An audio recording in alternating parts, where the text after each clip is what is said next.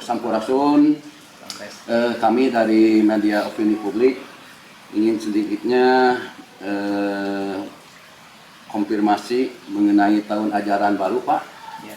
Tahun ajaran 2025-2026 itu kuotanya berapa, terus yang diterima berapa, sistemnya penerimaan seperti apa.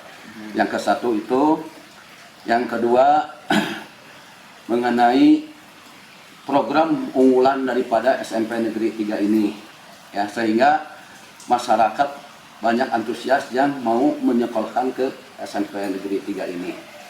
Yang ketiga mungkin mengenai pelaksanaan MPLS, ya, yang kemarin sistemnya seperti apa, maksud dan tujuannya apa, terus yang dilibatkan instansi mana saja, gitu.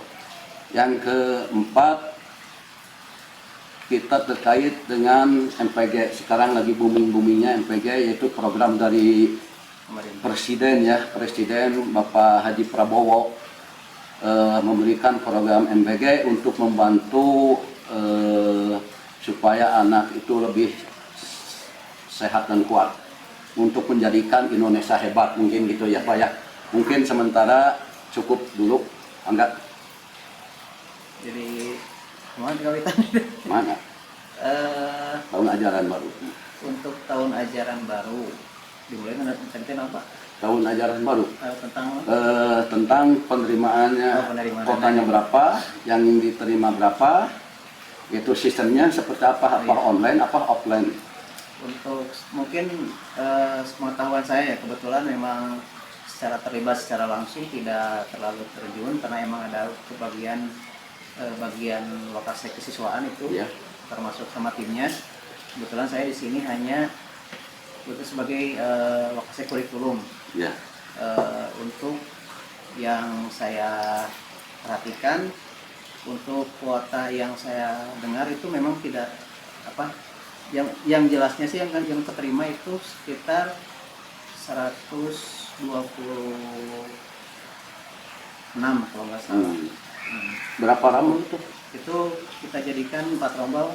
Kebetulan pas jadinya kurang lebih 126 lebih, kalau saya tepatnya kurang ini, soalnya untuk total saya totalkan di sini sekitar ada siswa itu 375 dari kelas 7 sampai 9. Untuk lebih tepatnya saya juga harus ngecek lagi kebetulan, ya, tidak bagiannya. Untuk kuota yang diterima sih itu yang keterima ya. Untuk yang masuknya mungkin hanya ada 1 atau 2 orang yang kemarin itu saya dengar ada yang tidak jadi masuk karena memang kendala mungkin keluarga yang tidak jadi ke sini. Ya. Itu. Kemudian untuk teknis MPLS-nya sesuai instruksi yang disampaikan sama dari edaran dari Dinas Pendidikan, dan itu mungkin hasil dari tembusan sesuai edaran dari Bapak Gubernur, ya, Pak Dedi. Mungkin sepanjang yang saya tahu kita mengikuti sebisa mungkin yang bisa kita lakukan sesuai dengan instruksi yang ada. Kemudian untuk instansi luar yang kita libatkan tidak terlalu banyak sih, mungkin hanya beberapa aja yang hanya di bagian dari puskesmas, mungkin ada yang lebih ke tentang edukasi kesehatannya aja. Di luar itu saya mungkin tidak terlalu setiap kegiatannya saya tidak mengikuti. Seperti dari kepolisian enggak? Kalau saya lihat sih saya nggak tahu apakah memang udah masuk ke sana. Kemudian kebetulan saya tidak, mungkin saya yang tidak ketemu sampai kepolisiannya. Dari BNN juga tidak ada. Kalau itu BNN tidak ada. Ya. Terus itu mengenai sistem penerimaannya online apa offline? Untuk sistem penerimaannya, karena memang di sini kan kebanyakan para orang tua siswanya dari kalangan yang yang hidupnya di pedesaan, ya Pak. Lalu kita terima saja secara offline, tapi untuk pendaftaran kita bantu dari sini secara online langsung didaftarkan, karena kalau tidak salah memang untuk pendaftaran online. karena untuk membantu dari keterbatasan Ya. kemampuan orang tua. Jadi STM daripada orang tua Ya, siswa gitu. ya. Ya. Terus yang selanjutnya itu mengenai program unggulan. Unggulan. Untuk program unggulan yang kita punya itu kita untuk saat ini sih memang sedang lagi kerjasama dengan pihak SEMAP itu yang bekerja dalam bidang yayasan kemasyarakatan tentang kepedulian anak itu. Nah, kita sudah mengadakan namanya kegiatan PKRS. Alhamdulillah untuk kita juga ditunjuk sebagai sekolah piloting untuk dilihat pengaruh tentang apakah si orang tua siswa, keterlibatan orang tua siswa terhadap perkembangan anak didiknya, perkembangan anaknya dengan keterlibatan di sekolah tentang mengenai PKRS itu tentang mengenai pencegahan kekerasan seksual dan tindak kekerasan gitu. Nah itu alhamdulillah sih antusias orang tua cukup tinggi juga gitu, karena beberapa kali undangan mereka semangat untuk ikut karena merasa dilibatkan ya itu. Jadi alhamdulillah sih mungkin itu juga jadi berita mulut ke mulut orang tuanya yang mungkin jadi juga sebagai bentuk unggulan bahwa ini sekolahnya memang peduli terhadap perkembangan anak siswa, anak didiknya.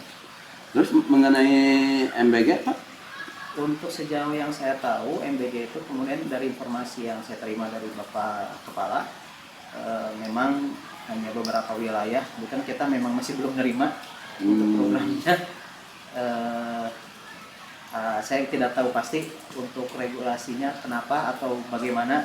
Yang pasti kalau saya tidak salah dengar sih mungkin di semester ini, tapi pastinya saya masih belum dapat informasinya. Jadi yang jelas sekolah SMP Negeri 3 ini belum pernah menerima sebagai MBG? Belum.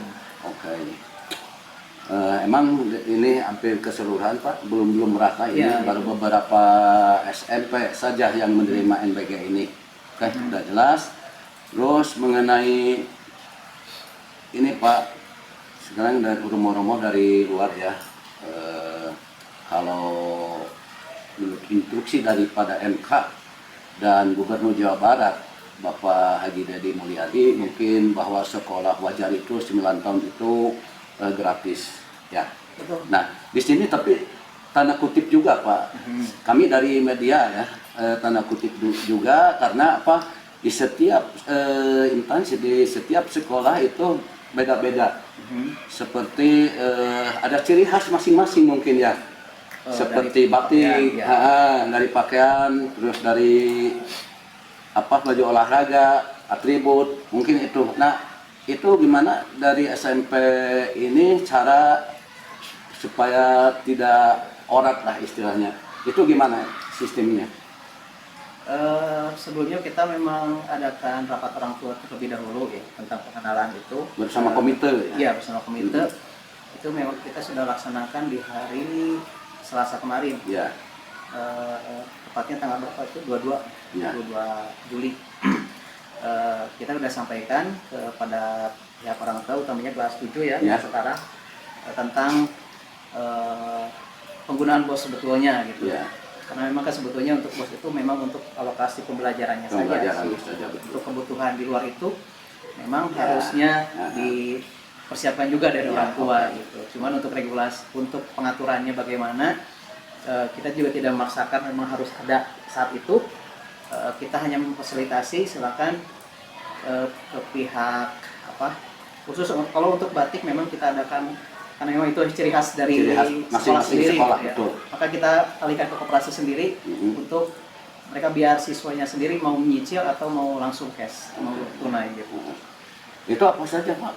Untuk yang khusus atribut itu, yang paling pentingnya sih paling atribut, udah jelas untuk atribut ya, untuk atribut sekolah, kemudian batik sama olahraga. Di luar itu silakan orang tua yang mencari sendiri, kayak baju peti, itu biru, abu putih ya, pramuka. Terus nominalnya berapa Pak?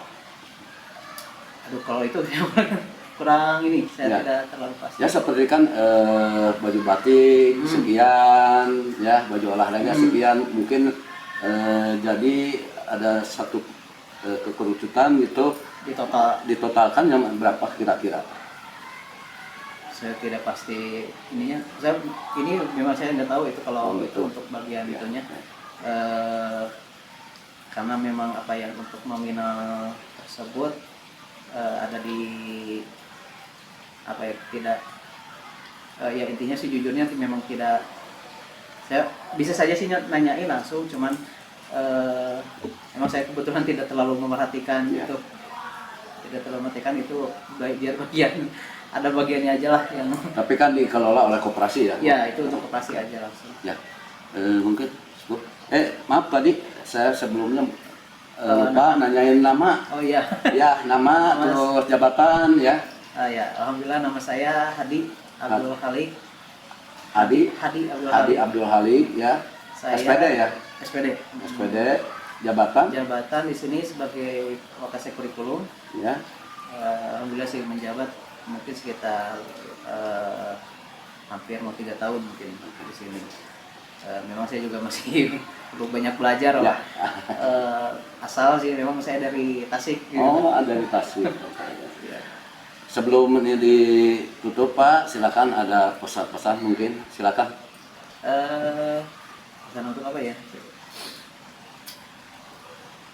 Apa ya, untuk ya semoga pendidikan yang kita apa namanya, yang kita usahakan, yang kita programkan di sekolah bisa tercapai lancar dan sukses. Amin, amin. Nah, oke. Ya, itu aja. Siap.